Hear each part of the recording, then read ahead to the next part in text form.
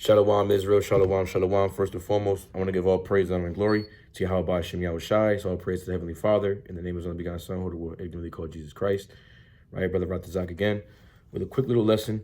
So we're going to talk about the Most High, right, and Him being a man, not a woman, right? The Most High's name, we'll start off with this, Yahweh, right? Yahweh's name, right, it's written right on my sleeve. Yahweh, when you break it down, is He is, right? He is. And all throughout the scriptures, you see Him, right? Father, right? The man, right? So, the name He is, right? That's the name of Yahweh. Yahweh is He is, not she is, right? So that's one, right? That's a cut on anything else. Right? On everything else, really, His name just alone, right, it just gives it away. That it's a manly spirit, right? Yahweh Shai is called the Son of Man as well, right? The man, Yahweh, He's the man. He's right. He's the head of Yahweh Shai. Yahweh Shai being the head of us, and us being the head of the woman, right? Also that too, right? The Most High made it where the man is over the woman, right?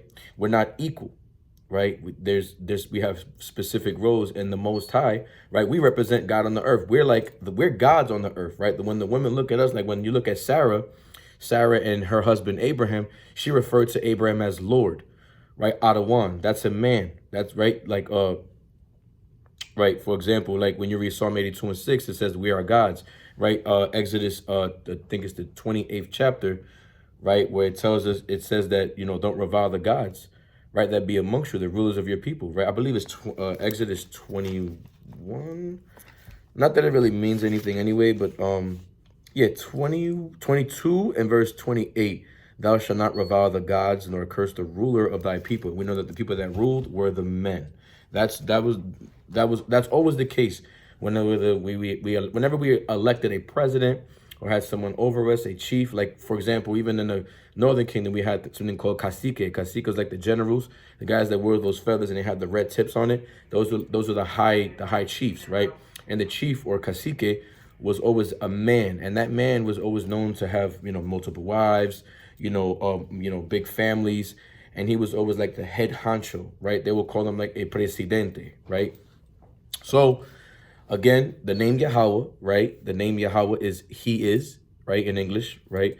So that's the name of the Lord Yahweh, right? He is. So giving straight off the bat, that's a man, right? And then we go into Exodus 15 and verse 3, and it says what? It says, let's go to Exodus 15 and verse 3.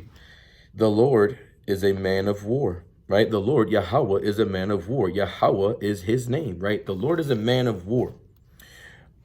Warlike spirit, right? A warlike spirit, that's always given to a man, right? Men are always associated with war. Even in America, the women don't go to war, right? They'll be in the army, the military, the Air Force, the Navy, all of that, etc., etc. They don't deploy the women to go to war. It's always the men that go to war. Shoot, I don't know about Babylon right now. Babylon, shoot, I don't even know.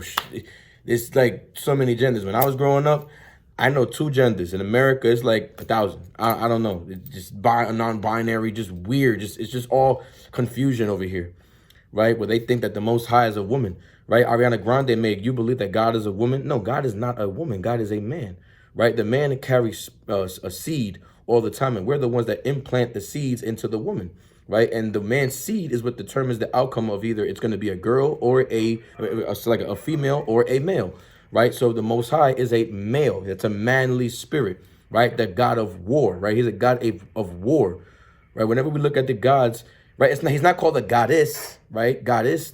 We would say, okay, if it's a goddess, we would all off the bat by definition that's a female, right? But we see that God is being a man of war, right? And He has a son, Yahweh Shai, who's also another man of war as well, because he has the attributes of his father, right? So when we look at the spiritual nature of war, the attributes is always associated with a man, right? Let's go to Wisdom of Solomon, chapter 18, verse 15.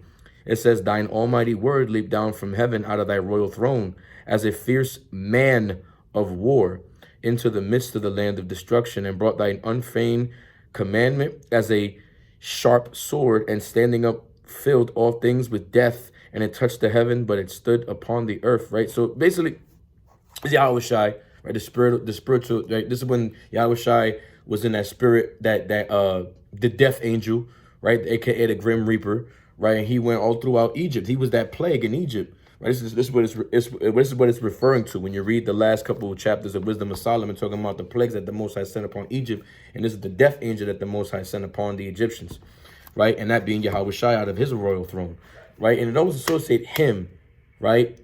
Man, right? It always gives the attributes of a manly spirit, not a feminine spirit, right? And a lot of people that wanted to say that Most High is a woman, right? That's that feminism stuff, that they're trying to make the woman dominate the man, right? And that's why a lot of men are so weak and effeminate as hell, right? And don't you know that the scriptures say that you effeminate men will not inherit the kingdom of heaven, right? You're not supposed to be you're not supposed to be effeminate. You got to be masculine, right? Masculinity. Get your masculinity back, right? And the only way you can really get your masculinity back is by coming back to the laws, statutes, and commandments of the Heavenly Father. Right? I remember seeing a video where I think the brothers from SOT, the Sons of Thunder, down over there in Atlanta. Right, brother. Shout out to brother Yawal and the rest of the crew, and the rest of the crew. Right, all praise to the Most High, Yahweh Shem Shabbat.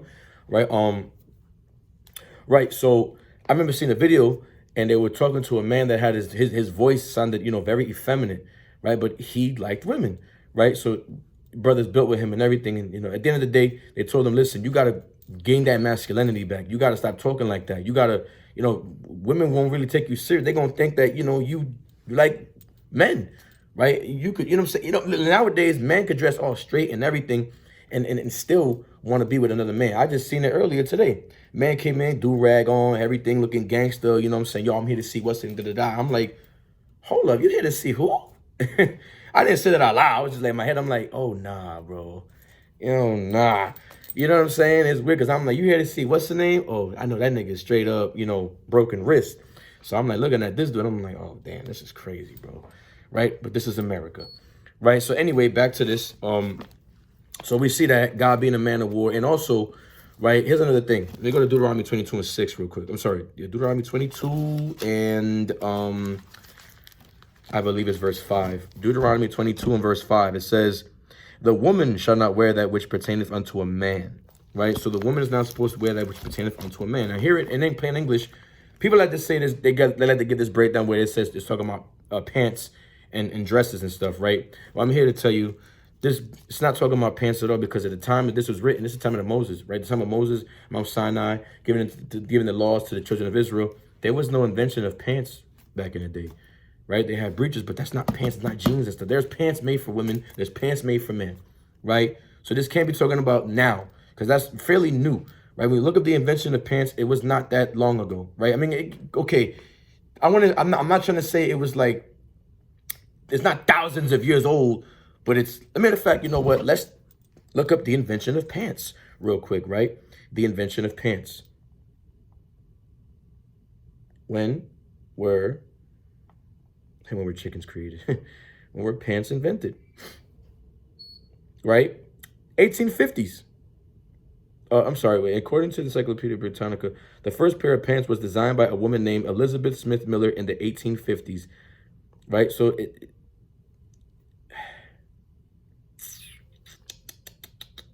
now there was trousers in the 6th century BC, but pants in general, pants. Right? Let's look at this. So in the United States, Elizabeth Smith Miller designed an early version of pants-like clothing for women around 1851. It consisted of a skirt extended below the knees and loose Turkish trousers and gathered at the ankles, and it was worn with a short jacket on top. Now, let me see. Look at this. Did the Romans wear pants? The Romans did not wear trousers except as part of the military uniform. So they had this thing called trousers. Yes, they were trousers, of course. They had trousers. There was a certain type of pants-like material, right? So this couldn't have been talking about pants like a long time ago, like how we wear jeans and stuff today. This couldn't have been talking about that. Like, it's not talking about these right here. Let me see. Look at my pants right here. It's impossible. Like this wasn't around, right? These things weren't around back in the day, right? They were non-existent, right? Non-existent. Peep the fringes, right? Neon blue, you know what I'm saying? I mean, neon green with the blue on it, right? But yeah, man, you know, that doctrine is not, it's, you know, it's not true, right? But hey, look, so like I'm still a little under the weather, but if your spirit is leading you to the camps that tell you that not to wear those, or if you don't want to wear them, oh, fine, cool. But don't say it's a sin when a woman wears pants. It's not a sin. That's the bottom line, right? It's not a sin. And then you as a man, if you want to have your woman wear pants, that's up to you. You're the head of the household. Again, dealing with man. Yahweh is a man, right? So this is talking about when you go to Deuteronomy 22:6. Let's go to the word, right? I'm over here, you know, gambling around. Let's go. All right, so let's go into the Blue Letter Bible, the Strong's Concordance. When you go into Deuteronomy 5, Deuteronomy 22, verse 5. So it says, the woman shall not wear that which pertaineth unto a man. Now we're going to see what that word for man is, right? The woman shall not wear that which pertaineth unto a man. What is this talking about? Strong's H1397, Gabar, right? It says man, strong man, warrior, right? Warrior, emphasizing strength or ability to fight. Women, y'all have a specific role. Y'all supposed to be feminine, delicate as flowers, right? Soft as a baby's bottom. You're not supposed to be going out to war and be fighting and stuff. Like that movie Mulan, where when she dressed like a man, they thought she was a man, right? And she went out and she fought wars. But, you know, that's that Japanese stuff. It's ridiculous because the Most High says don't do that. You're not supposed to be, a woman's not supposed to be out here man-like, you know, out here dressing manly and stuff. And even, you know, when women want to be a dyke, you know, Salakia, excuse me, you know what I'm saying? It's just ridiculous, right? You're not supposed to be out here, right, being a valiant man or warrior, right? That's not what you're supposed to be doing, right? Strong's H13, verse 9. It's like Strong's H1396, right? This is where Gabar derives from another word, Gabar, another definition. It says to prevail, have strength, be strong, be powerful, be mighty, be great, right? Meant to make strong, strengthen, right? To confirm a covenant, to give strength, show oneself mighty, to act proudly toward God, right? Exceeded, right? Great, stronger, valiant. This is not for y'all women. Y'all women are not supposed to be acting like men do. This is when you see warriors. This is what men do, right? Women, you stay back, stay home, be a lady, be a woman. The lady is a baker of bread or keeper at home, right? That's your job. Your job is not supposed to be fighting like men, right? Well, imagine women doing camp, emotional as hell. Salakia, but I gotta get on y'all. Y'all women know, y'all guys, y'all know the truth. Women are not built like men. Men are more masculine, they're more muscular and everything, you know, they have that strength, right? Or women are more feminine. They're supposed to be feminine, right? You're supposed to be soft, right? Not all hard and want to buck up and want to fight. No, that's not supposed to be your calling. That's not you, right? I remember one time there's a story where, this is one story where these four ladies called the cops. They called up, you know, they needed help, and an officer came by to assist them with changing a tire. But the officer noticed a woman. One of the women, he said, "Wait a minute, I thought that was a man."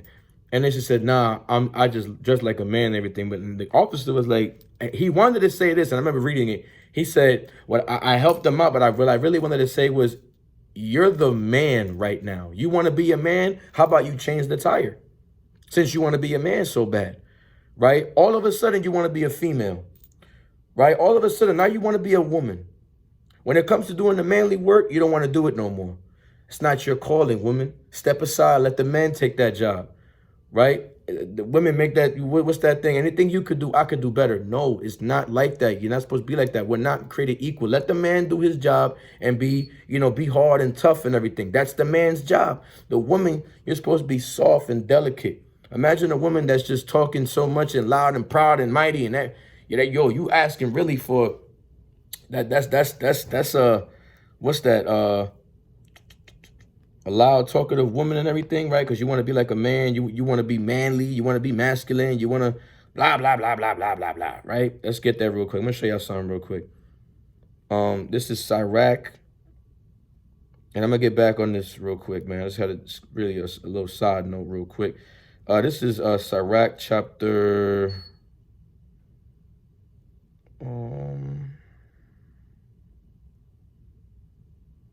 is it 26? I'm sorry, it's a 20, 25?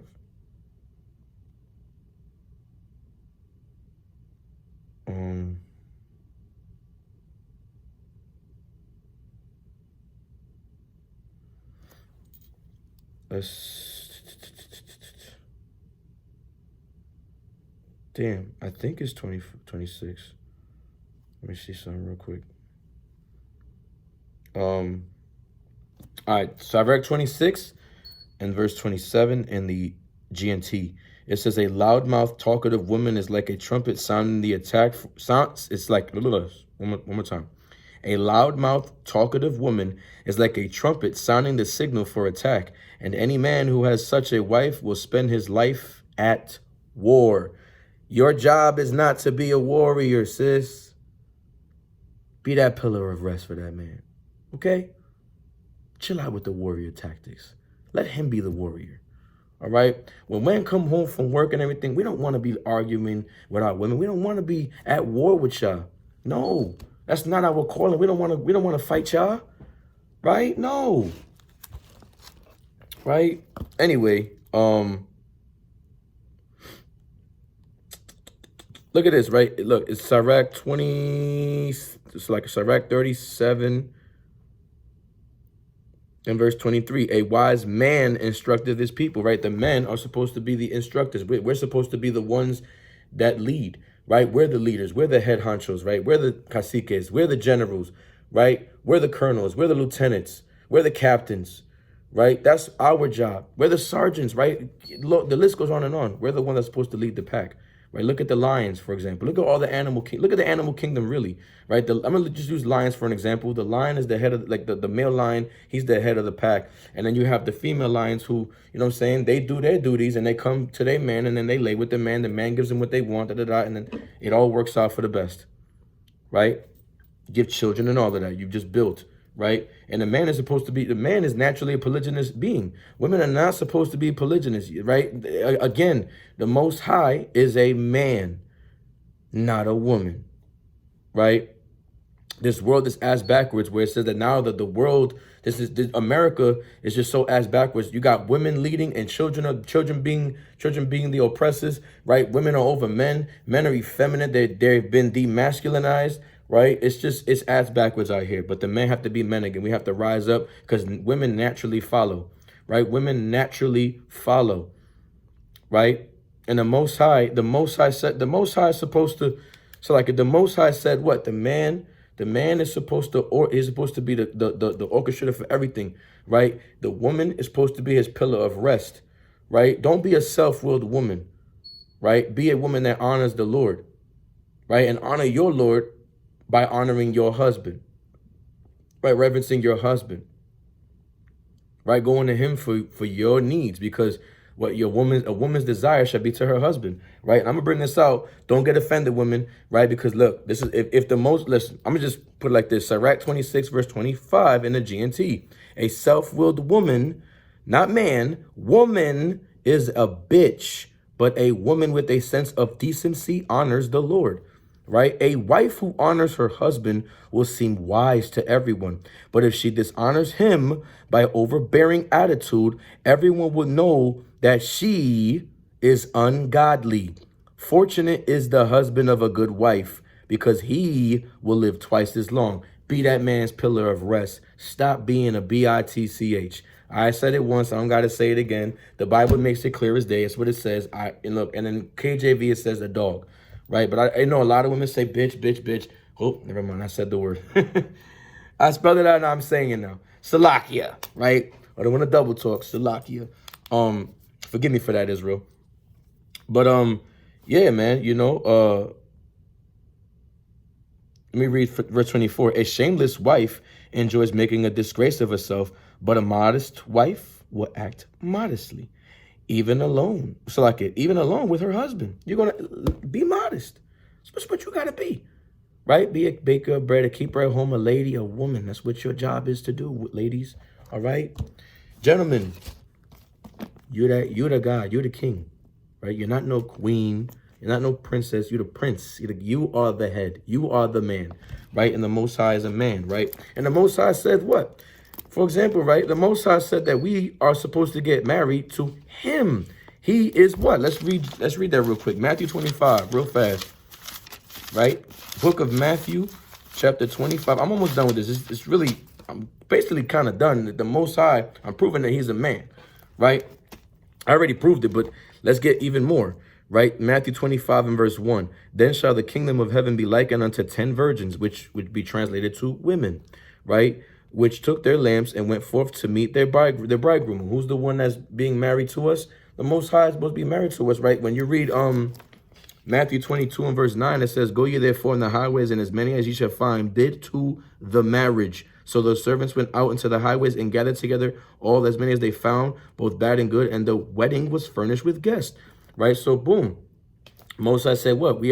Most High's getting married to us again, right? Because we divorced ourselves from the Most High, right? Let's get real quick, and I'm gonna jump back to Matthew 25 real fast.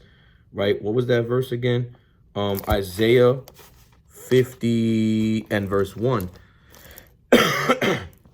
Thus saith Yahweh, where is the bill of your mother's divorcement, whom I have put away? Right? And the only way that someone can get divorced, right, the man has to put you away. So that right there cuts right there too. The Most High put you away, which means what? We're likened unto a woman. And I'm going to demonstrate that too. It says, oh, which of my creditors is it to whom I have sold you? Behold, for your iniquities you have sold yourselves, and for your transgressions is your mother put away. And that mother, talking about that wisdom, right? Wisdom is likened unto a woman, a female, right? And even Solomon said what? He married wisdom, right? He married wisdom, being that woman, right? Let me get another one too. Wisdom of Solomon 7 and verse 24, excuse me. For wisdom is more moving than any motion. She passeth and goeth through all things by reason of her pureness. For she is the breath of the power of Yahweh, and pure influence flowing from the glory of the Almighty. Therefore can no defiled thing fall into her. Right? So wisdom is like unto a woman, right? And God is a man, right? Matthew 25 verse 1 again. Then shall the kingdom of heaven be likened unto 10 virgins or women, right, which took their lamps and went forth to meet their bridegroom. Let me see this in the GNT real quick. I want to see if it's different. I'm pretty sure in another translation. I think I read it in the GNT before, but let's just bring it out just for the video's sake. It says, at that time, the kingdom of heaven will be like this. Once there were 10 young women who took their oil lamps and went out to meet the bridegroom. 5 of them were foolish and the other 5 were wise. The foolish ones took their lamps but did not take extra oil with them. While the wise ones took containers full of oil for their lamps. The bridegroom was late in coming, so they began to nod and fall asleep. Right? And basically, the whole purpose of this thing is that the Most High is a man, and he's marrying these, 10 women, but really it split because 5 of them didn't pay attention. They didn't want their wisdom, and 5 of them kept that wisdom. So he married 5 women. That's a polygynous marriage. And of course, the Most High says what? The Most High calls Judah and Israel, right? The southern and northern kingdom, his wives. So he got 2 wives right there, and the 2 shall become one. Right, the 2 of them became one because of we're one nation, but he still he looks at all of us and all 12 tribes, right? The Most High looks at us as a woman, and I'm gonna show that too. So that means the Most High automatically, by definition, he's a polygynous man, and that's what men are, right? I'm gonna go to verse 11 in the KJV, Matthew 25 and verse 11. Afterward came also the other virgins, saying, Lord, Lord, open to us. But he answered and said, verily I say unto you, I know you not. So boom, it's a man, right? And let me go to this real quick. I want to prove something else. I want to prove you something else real quick. Let me get the book of Jeremiah 6 and 2. It's Jeremiah 6 and verse 2. It says, I have likened the daughter of Zion to a comely and delicate woman. See that? So we're that comely and delicate woman. Jeremiah 3 and 14. It says, turn, O backsliding children, saith the Lord, for I am married unto you, and I will take you 1 of the city and 2 of a family, and I will bring you back to Zion. Right? So that's showing you that, Israel's like an unto a woman. And even when you go to Revelation 12 and 1, and there appeared a great wonder in heaven, a woman. What's this woman? I just gave you the 2 precepts that lead up to this, right? Jeremiah 6:2, Jeremiah 3:14. That's that woman. It's Israel. It's Israel, right? Clothed with the sun and the moon. That's that wisdom, knowledge, and understanding. Under her feet and upon her head were a crown of 12 stars. That's the 12 tribes of Israel, right? And the Most High is being married back to us, right? We are getting married back to the Father, right? So the Most High is a man, right? He's not a woman, right? And that's really the simple fact right there, right? Need I say more? I don't even think I need to even say anything else, right? So I hope y'all took this in. I hope y'all understood that, right? The Most High, Yahweh, he is, right? Oh, one more thing. Salakia. It just almost slipped my mind. Right? This is Hebrews. Forgot about this one. Oof. Hebrews 11 and verse 6. But without faith, it is impossible to please him, right? For he that cometh to God, Salakia, let me read it again. But without faith, it is impossible to please him. The him is like, it's like in a I forgot what you call that. What do you call that thing again? One second. I'm going to find this word real quick. Just bear with me real quick. I want to see something. This is called, I forgot what this word is called, bro. It's like when the word is like slanted type thing. Like, it's like, what do you call that? It starts with an I. I can't remember what it's called. Salakia, right? Y'all probably know what I'm talking about, right? But it's like the word him is like, it's like in a special font, right? And it says, for he that cometh to God, and of course, this is when it says he that cometh to God, is he or she, the man or woman that cometh to the Most High God, right? Must believe that he is, and he is what? Yahweh. He is. You must believe he is. You got to believe in the name of Yahweh, right? And that he is a rewarder of them that diligently seek him. Again, the Most High is a man, right? The name is Yahweh. He is the Father, not the mother.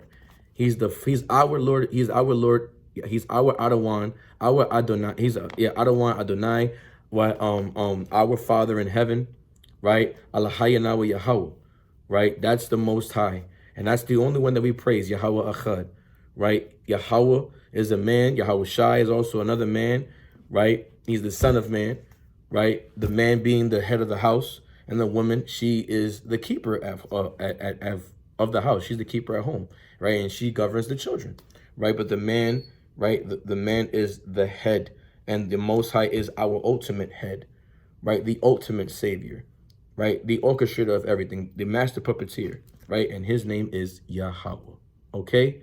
Yahweh, Most High God, the Father. In him is who we trust, and he alone, right? With that, I'm gonna give all praise, honor, and glory to Yahweh Shem Yahushai. Give a special shout out to the Ahaziah, I believe your name was. Salaki. Let me believe your name is Ahaziah. Because I know you left a comment on my page. And I said I was going to dedicate this video. I'm sorry. Lazaya, Salakia. Lizaya. Hope I'm pronouncing your name correctly. Lazaya, Salakia, right? All praise to the Most High, tribe of Issachar, right? Shalom to you, right? So again, all praises, honor, and glory to the Most High God, Abanawa Yahweh, and I do so by Shema Mashiach Malak Yahweh Shai. I say Shalom, Kwam Yasha Allah, and of course, Mawath La Babal, DTA.